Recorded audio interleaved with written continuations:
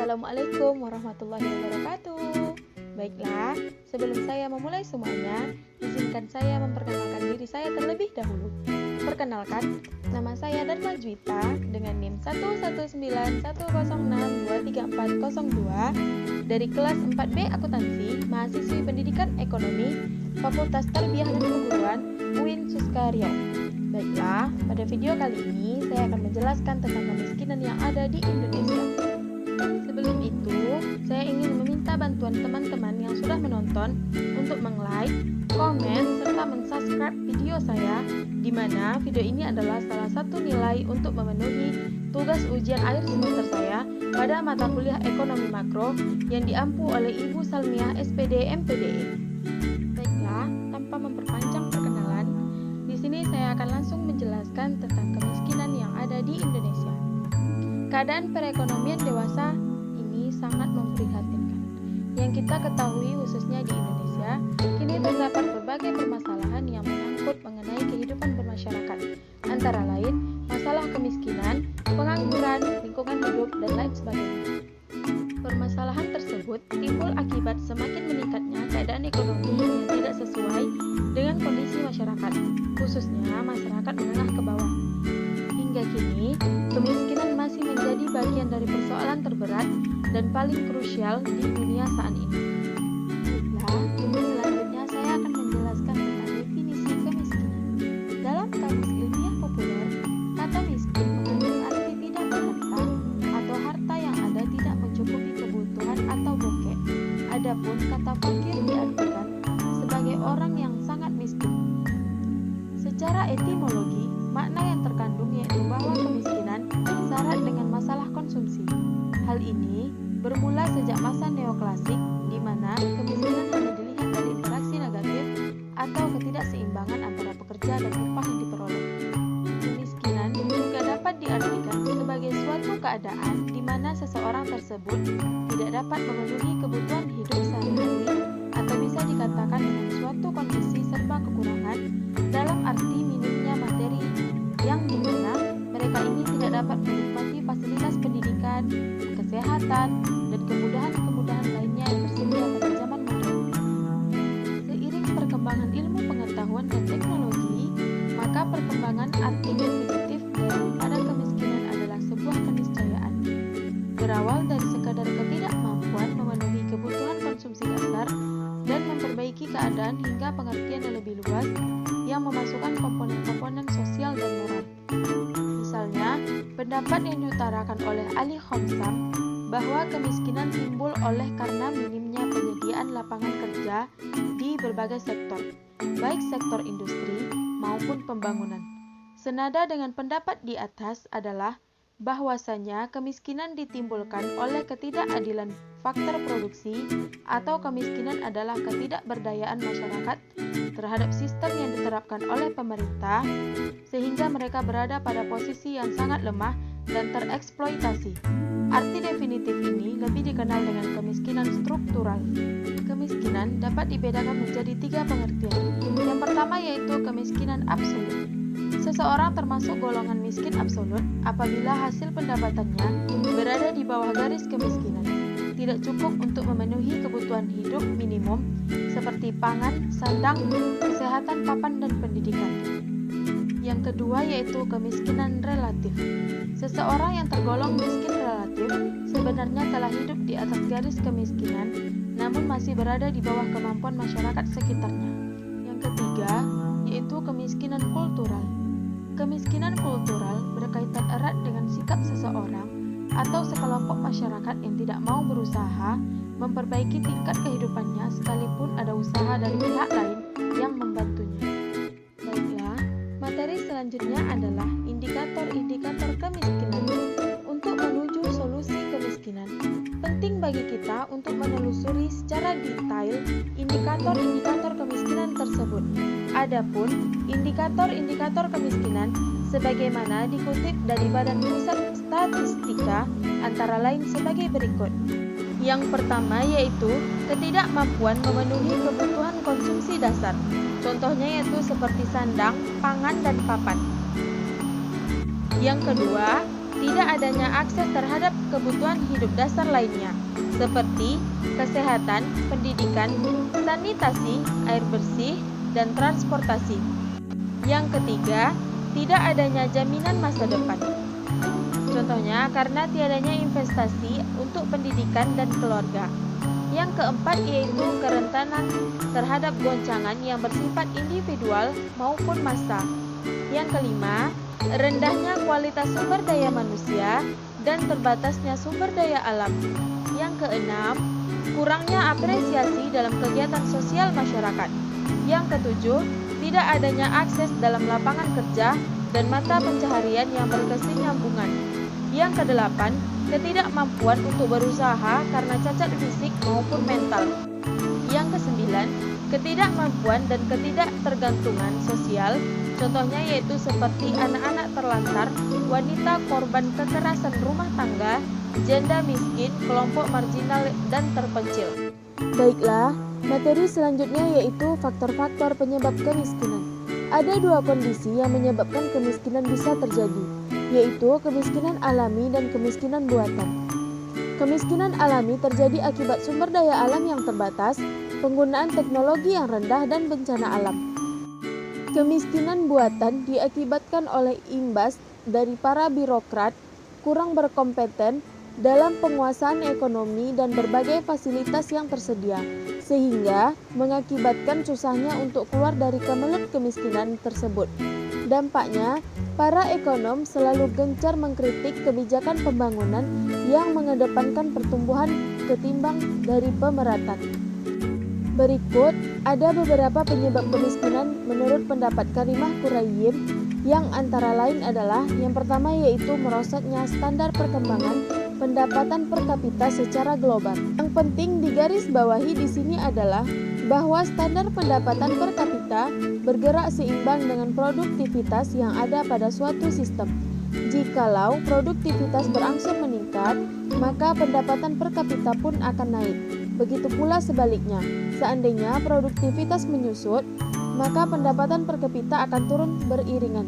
Berikut beberapa faktor yang mempengaruhi kemerosotan standar perkembangan pendapatan per kapita. Yang pertama yaitu naiknya standar perkembangan suatu daerah, yang kedua politik ekonomi yang tidak sehat, yang ketiga faktor-faktor dari luar negeri, yang keempat rusaknya syarat-syarat perdagangan, yang kelima beban hutang, dan yang keenam kurangnya bantuan luar negeri. Penyebab yang kedua yaitu menurunnya etos kerja dan produktivitas masyarakat. Terlihat jelas faktor ini sangat urgent dalam pengaruhnya terhadap kemiskinan. Oleh karena itu, untuk menaikkan etos kerja dan produktivitas masyarakat harus didukung dengan SDA dan SDM yang bagus, serta jaminan kesehatan dan pendidikan yang bisa dipertanggungjawabkan dengan maksimal. Penyebab yang ketiga yaitu biaya kehidupan yang tinggi. Melonjak tingginya biaya kehidupan di suatu daerah adalah sebagai akibat dari tidak adanya keseimbangan pendapatan atau gaji masyarakat. Tentunya, kemiskinan adalah konsekuensi logis dari realita di atas. Hal ini bisa disebabkan oleh karena kurangnya tenaga kerja ahli, lemahnya peranan wanita di depan publik, dan banyaknya pengangguran. Penyebab yang keempat yaitu pembagian subsidi income pemerintah yang kurang merata. Hal ini selain menyulitkan akan terpenuhinya kebutuhan pokok dan jaminan keamanan untuk para warga miskin, juga secara tidak langsung mematikan sumber pemasukan warga.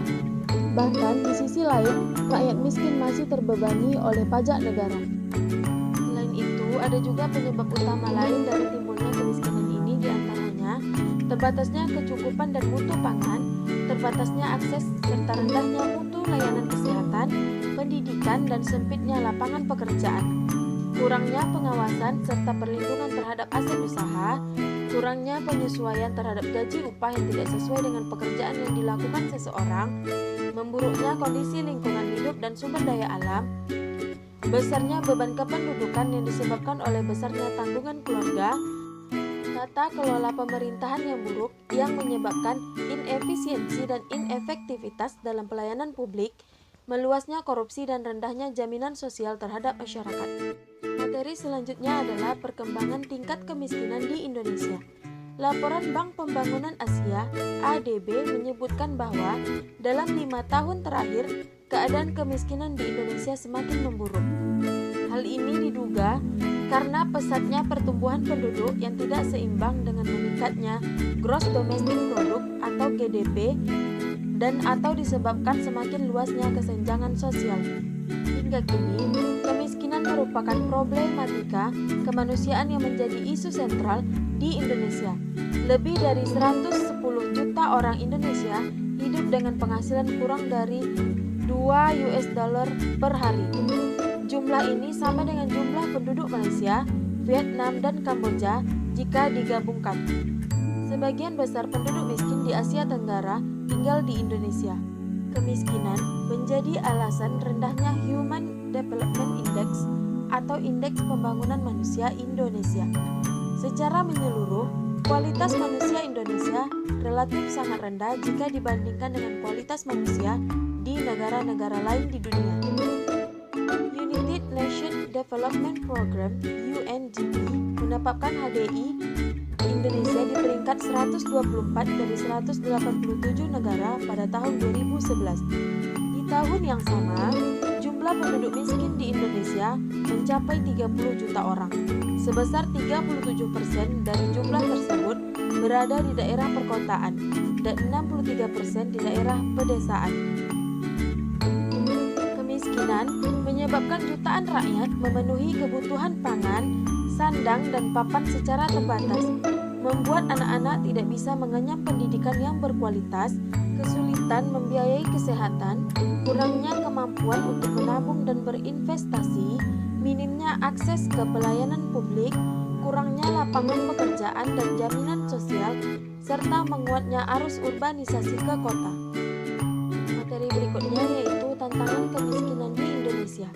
Masalah kemiskinan di Indonesia syarat sekali hubungannya dengan rendahnya tingkat sumber daya manusia, dibuktikan oleh rendahnya mutu kehidupan masyarakat Indonesia meskipun kaya akan sumber daya alam, sebagaimana yang ditunjukkan oleh rendahnya Indeks Pembangunan Masyarakat atau IPM Indonesia pada tahun 2002 sebesar 0,692, yang masih menempati peringkat lebih rendah dari Malaysia dan Thailand di antara negara-negara ASEAN. Sementara, Indeks Kemiskinan Manusia atau IKM Indonesia pada tahun yang sama sebesar 0,178, masih lebih tinggi dari Filipina dan Thailand. Selain itu, kesenjangan gender di Indonesia masih relatif lebih besar dibanding negara ASEAN lainnya. Tantangan lainnya adalah kesenjangan antara desa dan kota. Proporsi penduduk miskin di pedesaan relatif lebih tinggi dibanding perkotaan. Data Susenas National Social Economy Survey 2004 menunjukkan bahwa sekitar 69,0% penduduk Indonesia termasuk penduduk miskin yang sebagian besar bekerja di sektor pertanian. Selain itu juga, tantangan yang sangat memilukan adalah kemiskinan dialami oleh kaum perempuan yang ditunjukkan oleh rendahnya kualitas hidup dan peranan wanita, terjadinya tindak kekerasan terhadap perempuan dan anak, serta masih rendahnya angka pembangunan gender dan angka indeks pemberdayaan gender. Tantangan selanjutnya adalah otonomi daerah, di mana hal ini mempunyai peranan yang sangat signifikan untuk mengataskan atau menjerumuskan masyarakat dari kemiskinan. Sebab, ketika meningkatnya peran keikutsertaan pemerintah daerah dalam penanggulangan kemiskinan, maka tidak mustahil dalam jangka waktu yang relatif singkat kita akan bisa mengetaskan masyarakat dari kemiskinan pada skala nasional, terutama dalam mendekatkan pelayanan dasar bagi masyarakat. Akan tetapi, ketika pemerintah daerah kurang peka terhadap keadaan lingkungan sekitar, hal ini sangat berpotensi sekali untuk membawa masyarakat ke jurang kemiskinan, serta bisa menimbulkan bahaya laten dalam skala nasional. Baiklah, materi selanjutnya yaitu kebijakan dan program penuntasan kemiskinan. Yang pertama yaitu penanganan masalah kurang gizi dan kekurangan pangan. Penanganan masalah kurang gizi dan kekurangan pangan meliputi perbaikan gizi masyarakat dengan kegiatan prioritas, peningkatan ketahanan pangan dengan kegiatan prioritas, perluasan kesempatan masyarakat. Selanjutnya, perluasan kesempatan masyarakat miskin atas pendidikan meliputi kegiatan prioritas sebagai berikut: penyediaan bantuan operasional sekolah untuk SD, SMP, pesantren salafiyah dan satuan pendidikan non-Islam setara SD dan SMP, beasiswa siswa miskin jenjang SMA, pengembangan pendidikan untuk dapat membaca. Berikutnya, perluasan kesempatan masyarakat miskin atas kesehatan meliputi kegiatan prioritas sebagai berikut. Pelayanan kesehatan penduduk miskin di puskesmas, peningkatan sarana dan prasarana pelayanan kesehatan dasar, terutama di daerah perbatasan terpencil, tertinggal, dan kepulauan. Peningkatan pelayanan kesehatan rujukan, terutama untuk penanganan penyakit menular dan berpotensi wabah, pelayanan kesehatan ibu dan anak, gizi buruk, dan pelayanan kegawat darurat. Pelatihan teknis bidan dan tenaga kesehatan untuk mengurangi tingkat kematian pada kelahiran. Selanjutnya, perluasan kesempatan berusaha meliputi peningkatan dukungan, pengembangan usaha bagi masyarakat miskin dengan kegiatan pokok, percepatan pelaksanaan pendaftaran tanah rumah tangga miskin, penasehat penataan hak kepemilikan dan sertifikasi lahan petani, penyediaan sarana dan prasarana untuk usaha, pelatihan keterampilan untuk menjalankan usaha, peningkatan pelayanan koperasi sebagai modal usaha. Upaya penanggulangan kemiskinan di Indonesia telah dilakukan dan menempatkan penanggulangan kemiskinan sebagai prioritas utama kebijakan pembangunan nasional. Kebijakan kemiskinan merupakan prioritas rencana pembangunan jangka menengah RPJM 2004 sampai dengan 2009 dan dijabarkan lebih rinci dalam rencana kerja pemerintah atau RKP setiap tahun serta digunakan sebagai acuan bagi kementerian, lembaga, dan pemerintahan daerah dalam pelaksanaan pembangunan tahunan. Sebagai wujud gerakan bersama dalam mengatasi kemiskinan dan mencapai tujuan pembangunan milenium, Strategi Nasional Pembangunan Kemiskinan atau SPNK telah disusun melalui proses partisipatif dengan melibatkan seluruh stakeholders pembangunan di Indonesia. Selain itu, sekitar 60% pemerintah kabupaten kota telah membentuk Komite Penanggulangan Kemiskinan Daerah (KPKD) dan menyusun Strategi Penanggulangan Kemiskinan Daerah (SPKD) sebagai dasar arus utama penanggulangan kemiskinan di daerah dan mendorong gerakan sosial dalam mengatasi kemiskinan. Adapun langkah jangka pendek yang diprioritaskan antara lain sebagai berikut. Yang pertama, mengurangi kesenjangan antar daerah dengan penyediaan sarana-sarana irigasi, air bersih, dan sanitasi dasar terutama daerah-daerah langka sumber air bersih. Pembangunan jalan, jembatan, dan dermaga daerah-daerah tertinggal, redistribusi sumber dana kepada daerah-daerah yang memiliki pendapatan rendah dengan instrumen dana alokasi khusus atau DAK. Yang kedua, perluasan kesempatan kerja dan berusaha dilakukan melalui bantuan dana, stimulan untuk modal usaha, pelatihan keterampilan kerja, dan meningkatkan investasi dan revitalisasi industri. Yang ketiga, khusus untuk pemenuhan sarana hak dasar, penduduk miskin diberikan pelayanan antara lain: pertama, pendidikan gratis sebagai penuntasan program belajar 9 tahun, termasuk tunjangan bagi murid yang kurang mampu. Kedua, jaminan pemeliharaan kesehatan gratis bagi penduduk miskin di puskesmas dan rumah sakit kelas 3. Berikutnya yaitu contoh dari upaya mengatasi kemiskinan di Indonesia. Contoh dari upaya kemiskinan adalah di Provinsi Jawa Barat, tepatnya di Bandung, dengan diadakannya Bandung Peduli yang dibentuk pada tanggal 23 sampai 25 Februari 1998. Bandung Peduli adalah gerakan kemanusiaan yang memfokuskan kegiatannya pada upaya menolong orang kelaparan dan mengentaskan orang-orang yang berada di bawah garis kemiskinan. Dalam melakukan kegiatan, Bandung Peduli berpegang teguh pada wawasan kemanusiaan tanpa mengindahkan perbedaan suku, ras, agama, kepercayaan, ataupun haluan politik. Oleh karena sumbangan dari para dermawan tidak terlalu besar bila dibandingkan dengan permasalahan kelaparan dan kemiskinan yang dihadapi, maka Bandung Peduli melakukan targeting dengan sasaran bahwa orang yang dibantu tinggal di kabupaten atau kota madya Bandung dan mereka yang tergolong fakir. Golongan fakir yang dimaksud adalah orang yang miskin sekali dan paling miskin bila diukur dengan ekuivalen nilai tukar beras. Kemiskinan adalah suatu hal yang dialami dalam kehidupan. dalam artian bahwa semakin meningkatnya kemajuan ilmu pengetahuan dan teknologi, maka kebutuhan pun akan semakin banyak.